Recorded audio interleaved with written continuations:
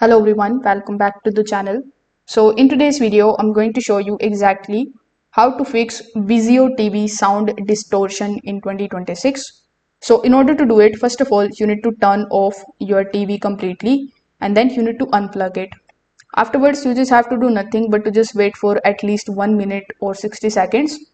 After that, you just have to plug it back in and turn it on. This particular step is going to clear any temporary glitches. Now, even after doing this, the issue still persists. You can just simply go inside the settings. So inside the settings, look for the option of audio. When you are inside audio, you can adjust the set audio mode to standard. You can also turn off features like surround sound bar or volume leveling.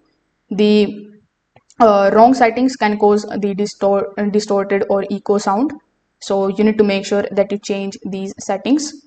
Now if you are using any sound bar, any HDMI device or streaming device, you need to disconnect them and test TV speakers alone. If the sound is normal, it means that the issue is with the external device or the cable. Also, you need to lose or damage the cable can distort sound. So make sure that you reconnect the HDMI or audio cables. You can try a different port or cable, and this can often fixes the crackling audio. If the issue still persists, you can just simply go to the settings of your Vizio. After that, you need to go to the system settings.